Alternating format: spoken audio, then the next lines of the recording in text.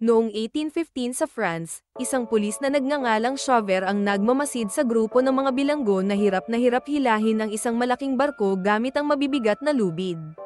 Pagkatapos ng gawain, inutusan ni Chauvet ang isa sa mga bilanggo na si Jean Valjean na pulutin ang naputol na poste ng watawat. Laking gulat ng lahat nang buhatin ni Jean ang napakabigat na poste at ibaba ito sa paanan ni Chauvet. Kalaunan, nalaman na ni Jean Valjean na lalaya na siya pero sasailalim siya sa habang buhay na parole. Nakulong siya matapos magnakaw ng tinapay para sa anak ng kanyang kapatid na halos mamatay sa gutom. Ang orihinal na sintensya niya ay 5 taon, ngunit umabot ito ng 19 na taon dahil sa paulit-ulit niyang pagtakas. Ang ibinigay na espesyal na dokumento ng pulis kay Jean ay kailangan niyang dalhin saan man siya magpunta at kung hindi ay maaari siyang maaresto at makulong muli. Nagpagala-gala si Jean sa iba't ibang lugar sa paghahanap ng trabaho at matutuluyan, ngunit palagi siyang tinatanggihan dahil sa kanyang criminal record. Itinuturing siyang mapanganib at ayaw siyang patuloyin kahit sa simpleng matutuluyan. Sa huli, dahil sa pagod ay nagtungo siya sa simbahan. Doon, napansin siya ng isang obispo na sa kabutihan ng loob ay inanyayahan siyang maghapunan at matulog sa loob ng simbahan. Taos-pusong tinanggap ni Jean ang kabutihang loob ng obispo. Pinakain siya nito at binigyan ng komportableng silid na matutulugan. Ngunit kinagabihan, ninakaw niya ang mga kubyertos ng obispo at tumakas. Kinaumagahan ay nahuli siya ng mga pulis at ibinalik sa simbahan. Ikinagulat ng lahat ng pulis ang sinabi ng obispo na ibinigay niya ang mga kubyertos kay Jean. Bukod dito ay dinagdagan pa ito ng 2 lagayan ng kandila bago hiniling sa otoridad na pakawalan si Jean. Nakiusap ang obispo kay Jean na gamitin ang mga ibinigay sa kanya upang baguhin ang kanyang buhay. Labis na naantig si Jean sa kabutihan ng obispo kaya't nagpasya siyang magsimulang muli. Pinunit niya ang kanyang dokumento ng parole at itinapon ito sa bangin. Lumipas ang 8 taon, si Jean ay isa ng may-ari ng pabrika at alkalde ng bayan ng Montreuil. Isang araw, napansin niya ang isang babaeng nagngangalang Fantine sa hanay ng mga manggagawa. Hinuhusgahan si Fantine dahil sa kanyang nakaraan. Nagkaroon siya ng anak kahit hindi pa siya kasal. Pinagtatawanan siya ng mga katrabaho at inaakusahang immoral kahit pa ipinaliwanag niyang iniwan siya ng lalaking minahal niya. Sinubukang harasin ng supervisor si Fantine, ngunit nang tumanggi siya sa gusto nito ay agad siya nitong tinanggal sa trabaho. Sinubukan ni Fantine na humingi ng tulong kay Jean, ngunit dumating ang mga pulis sa pabrika sa parehong oras. Nagpakilala si Chauvet sa alkalde na siya na ang bagong hepe ng pulisya sa bayang iyon. Hindi niya nakilala si Jean, bagamat pamilyar sa kanya ang mukha nito. Makalipas ang ilang sandali, isang manggagawa ang naipit sa ilalim ng kariton.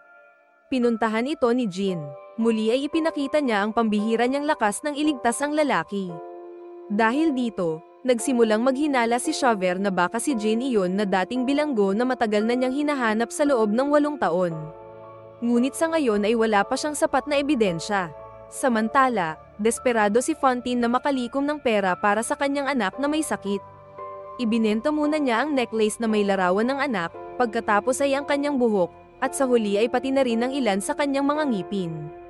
Ngunit kahit ganun, hindi pa rin sapat ang kanyang nalikom na pera. Napilitan siyang pasukin ang tanging landas na natitira, ang pagbebenta ng sarili sa lansangan. Dahil dito ay unti-unting bumagsak ang kanyang kalusugan. Isang araw, pinilit si Fantine ng isang customer kahit ayaw niya kaya knuckle-mouth niya ito sa mukha. Nagkataon na napadaan ang hepe ng pulisya na agad ipinaaresto si Fantine.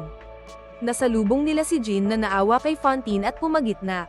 Doon niya nalaman na dati pala itong empleyado niya at gusto niya itong tulungan. Isinumbat ni Fantine na si Jean ang dahilan kung bakit siya nawalan ng trabaho. Hinayaan niya ang kanyang tauhan na patalsikin si Fantine sa trabaho. Ikinwento niya ang tungkol sa kanyang anak na nasa bingit ng kamatayan dahil sa sakit. Nangako si Jean na ililigtas silang mag-ina. Binuhat niya si Fantine at dinala sa ospital. Kinabukasan, nakatanggap si Chauvet ng liham mula sa Paris. May isang lalaking naaresto na kamukhang kamukha ni Jean Valjean. Ikinwento niya ito kay Jean. Lubhang nabalisa si Jean dahil isang inosenteng tao ang maaaring maparusahan dahil sa kanya. Alam niyang hindi niya maaaring hayaang magpatuloy ang ganitong kawalang katarungan. Kinagabihan, nagtungo siya sa korte at hayagang inamin ang kanyang tunay na pagkakakilanlan. Ngunit walang naniwala sa kanya. Hiniling niyang ipatawag si Xavier bilang patunay. Pagkatapos, bumalik siya sa ospital upang samahan si Fantine. Ang kaawa-awang babae ay may lagnat, nagdedeliryo na at paulit-ulit na tinatawag ang kanyang anak. Pinatahan siya ni Jean at nangakong hahanapin si Cosette upang mapagamot ito at maalagaan. Sa pagkarinig nito, payapang na maalam na si Fantine sa mundo. Sa sandaling iyon, dumating si Xavier upang arestuhin si Jean. Alam ng ating bida na hindi na siya maaaring bumalik sa kulungan. Kumuha siya ng kahoy na pamalo upang ipagtanggol ang sarili laban sa espada ni Xavier, ngunit mas bihasa sa laban ng alagad ng batas. Agad nitong naagaw ang pamalo mula kay Jean. Dahil dito, napilitan si Jean na tumakas.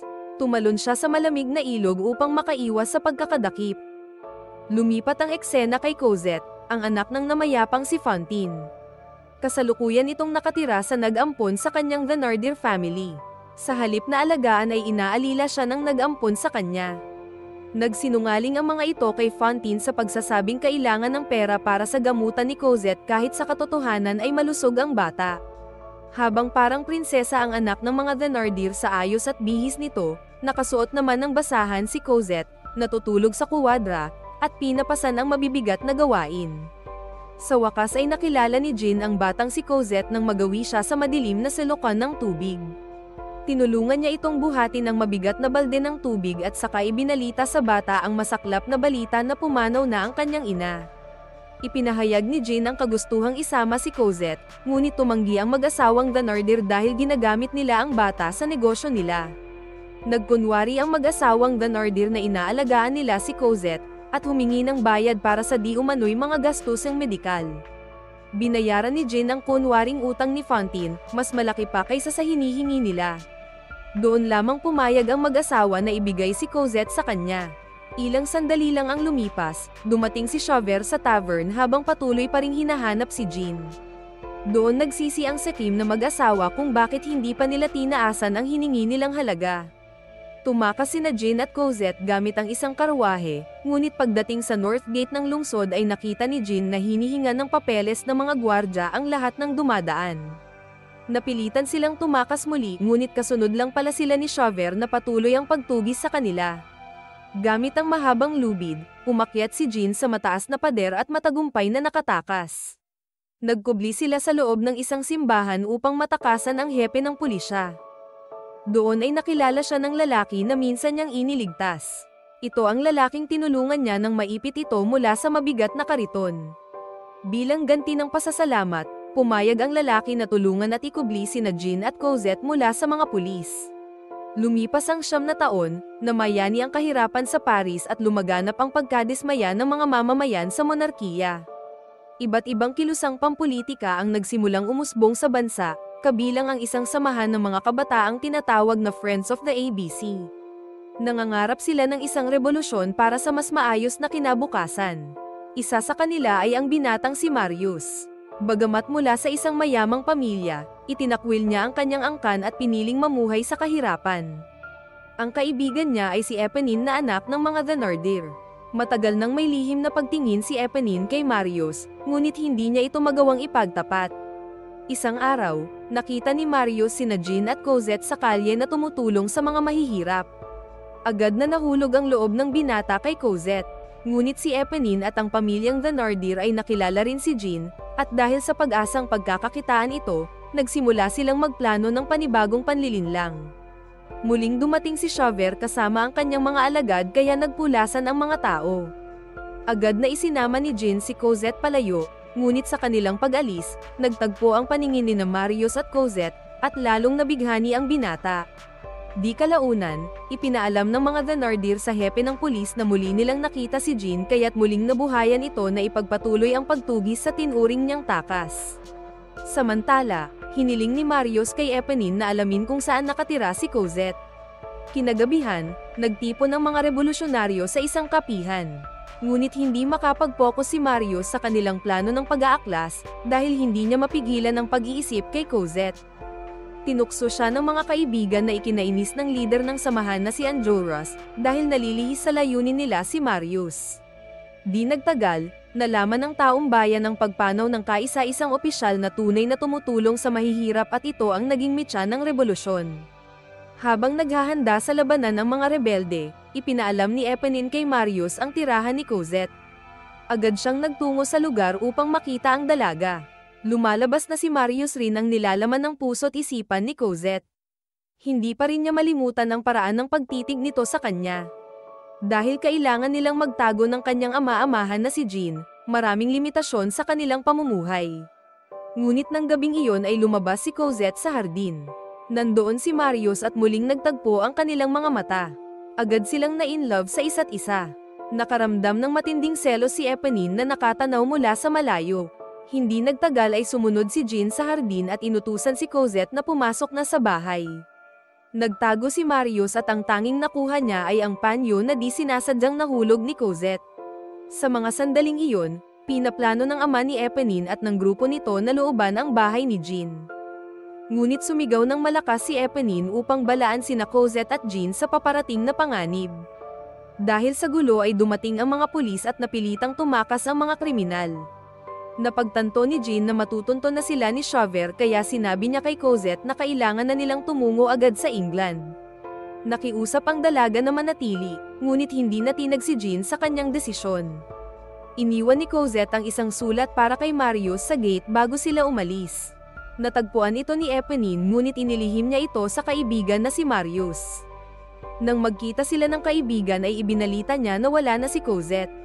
Nagmadaling tumakbo si Marius papunta sa tahanan ng iniibig, ngunit wala na siyang nadatnan doon. Bumalik siya sa piling ng kanyang mga revolusyonaryong grupo. Nagbihis si Eponine bilang isang lalaki at sumama sa rebelyon. Nagtipon ng mga kabataan sa barikada at naghanda para sa paglusob.